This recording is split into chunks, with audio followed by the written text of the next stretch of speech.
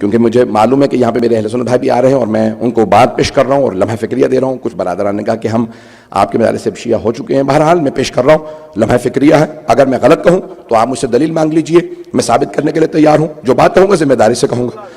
شیعہ سنی کتابوں میں لکھا, ابن قتیبہ دینوری نے الامامت و سیاسہ میں لکھا, صفحہ نمبر 37 جلد نمبر 1 کے اندر. سن رہے ہیں حضرات؟ تو یہ بھی بہت قدیمی کتاب ہے, 1250 سال پرانی کتاب ہے, الامامت و سیاسہ, امامت اور سیاست. امامت یعنی یہاں پہ پیشوائی ہے, لیڈرشپ ہے, شیعہ امامت نہیں ہے. تو الامامت و سیاسہ ابن قتیبہ دینوری نے اپنی کتاب میں لکھا کہ سیدہ جب ایک مرتبہ ناراض ہو گئی تو بعد میں سارے مدینے میں بات پھیل گئی, سیدہ ناراض ہے, سیدہ ناراض ہے. ایک مرتبہ سارے مدینے میں جب بات پھیل گئی تو جن سے ناراض تھی انہیں بھی پتا چل گیا کہ ہر مدینے کے آدمی کو پتا چل گیا کہ سیدہ ہم سے ناراض ہے. ان دونوں نے جناب امیر سے کہا یا علی ہم سیدہ سے ایک مرتبہ ملنا چاہتے ہیں. مولا نے کہا نہیں میں اجازت نہیں دیتا. کہا بس ایک مرتبہ ہم بات کرنا چاہتے ہیں, مدینے کا ہر آدمی جہاں ہم جاتے ہیں سننے میں آتا ہے کہ سیدہ ناراض ہے. جناب امیر گھر آئے, مساجد پہ نہیں آیا ہوں, آئے گھر اور آنے کے بعد جناب سیدہ سے کہا شیخین آئے ہیں دروازے پہ کہ آپ سے ملنا چاہتے ہیں. مولا نے جیسی جناب خاتون جنت سے کہا میں ان کی شکلیں نہیں دیکھنا چاہتی. ایک مرتبہ جناب امیر نے کہا میں زبان دے چکا ہوں. کہا کہ ٹھیک ہے پردہ لگا دیجئے, میں پردے کے اس طرف بیٹھوں گی. وہ پشت پہ آ کے کھڑے ہو کے اگر کوئی بات کہنا چاہتے کہہ دیں. دروازے پہ کھڑے ہو کے ان میں سے ایک نے آواز دے کے کہا السلام علیکم یا ابنۃ رسول اللہ, اے اللہ کے رسول کی بیٹی آپ پہ سلام ہو. بی بی نے جواب نہیں دیا. مسلمان کہتی ہے بی بی نے جواب نہیں دیا. بھئی سلام کرنا مستحب ہے, سنت نبی ہے, جواب دینا واجب ہے. اگر مسلمان سلام کرے تو جواب دینا واجب.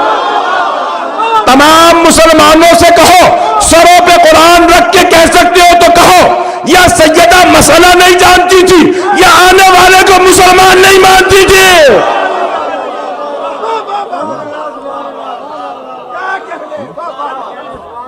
بات پہنچ رہی ہے؟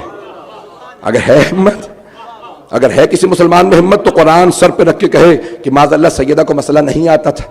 اور اگر کہے کہ نہیں مسئلہ جانتی تھی تو پھر بتاؤ اسے مسلمان مانتی تھی؟ جس نے آ کے سلام کیا سیدہ نے کہا نہیں میں تجھے جواب لائق نہیں سمجھتی. یہی جناب زینب کبریٰ نے دربار یزید میں کیا تھا. جب اس نے کلام شروع کیا بار بار کا کیا بات ہے, آپ کو آواز نہیں آ رہی, کیا بات ہے, میری سلام کا جواب کیا بات ہے, آپ جواب کیوں نہیں دیتی؟ بی بی نے کہا تجھے اس لائق نہیں سمجھتی کہ تجھ سے بات کروں. عزیزان گرامی جناب خاتون جنت نے بالکل بے عین ہی اسی انداز سے سلام کا جواب نہیں دیا, صرف ایک سوال کیا کیا تم دونوں نے سنا ہے؟ جب کہا کہ بھئی آپ ناراض ہیں, بی بی نے کہا سنا ہے, میرے بابا فرماتے تھے کہ اگر سیدہ ناراض ہوں تو خدا ناراض ہوتا ہے, ان اللہ یغضب لغضب فاطمہ. سنا ہے یہ تم نے دونوں نے کہ فاطمہ کے ناراض ہونے سے خدا ناراض ہوتا ہے؟ تو کہا ہاں ہم نے سنا.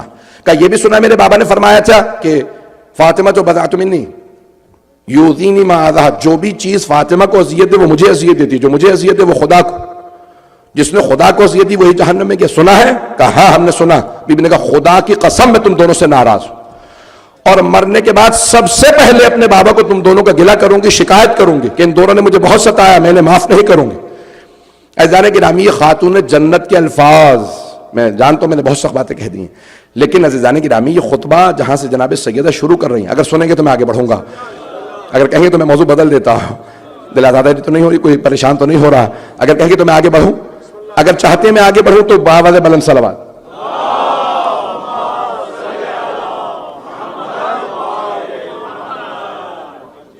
ہے مجمع ابھی تک میرے ساتھ؟ شاید میں بالکل آج مختلف انداز سے سارا پیش کر رہا ہوں. بعض اوقات جو ہے وہ تاریخ کو چھپانا بھی بعض اوقات ایک جرم ہو جاتا ہے کہ ہمارے بچوں کو معلوم ہی نہ ہو کہ ہوا کیا ہے جا کے تاریخ میں, کہ تاریخ میں کیا کچھ ہوا ہے. عزیزان گرامی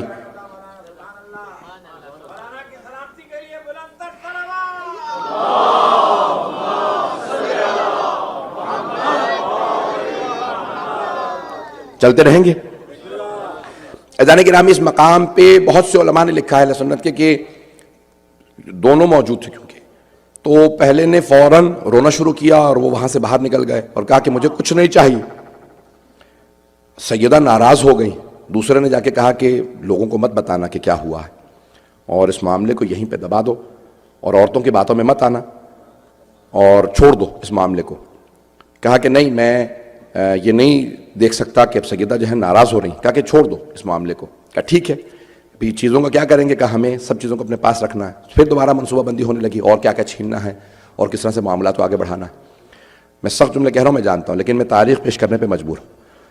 یہاں تک کہ وہی جو روتے ہوئے نکل گیا، ایک مرتبہ موت کے وقت مروج الذہب میں ہے، بڑے بڑے علماء نے لکھا کہ بار بار جب بیمار تھا تو بے ہوش ہوتا، ہوش میں آتا تو ایک ہی بات دہراتا، اے کاش میں نے 3 کام نہ کیے ہوتے. تو پوچھنے والوں نے پوچھا کہ کون سے، سنیں گے نا؟ میں جانتا ہوں میں آج سخت باتیں کہہ رہا ہوں لیکن سن لیجیے گا، چاہے بے شک نشر نہ کریں، مجھے وہ نہیں ہے. صرف میں اپنے بچوں کو بتانا چاہتا ہوں کہ ہماری تاریخ کیا ہے، کیوں ہمارا اتنا سخت موقف ہے. تو ایک مرتبہ کہا ہے کاش میں نے 3 کام نہ کیے ہوتے، مجھے صرف ایک کام کو پیش کرنا ہے. پوچھا کون سے 3 کام، کیوں رو رہے ہیں اس وقت؟ کہا میں جب بھی آنکھیں بند کرتا ہوں میرے سامنے جہنم آ جاتی ہے اور میں دیکھتا ہوں کہ فرشتے ہیں وہ کہتے ہیں کہ جہنم تیرے انتظار میں ہے، تو نے اس پہ ظلم کیا جس کا ظلم خدا برداشت نہیں کرتا. کہا کاش میں نے 3 کام نہ کیے ہوتے. کہا کون سے 3 کام؟ کہا کاش میں فاطمہ کے دروازے پہ آگ نہ لے جاتا، میں در سیدہ پہ آگ لے کے نہ گیا ہوتا. اے کاش میں نے دروازے کو آگ نہ لگائی ہوتی. یہ آگ میرے لیے جہنم کی آگ کا سبب بن گئی ہے. کیوں؟ اب نظر آ رہا ہے سب کچھ. کئی ایسے گناہ ہوتے ہیں جس کے بعد توبہ کے دروازے بند ہو جاتے ہیں.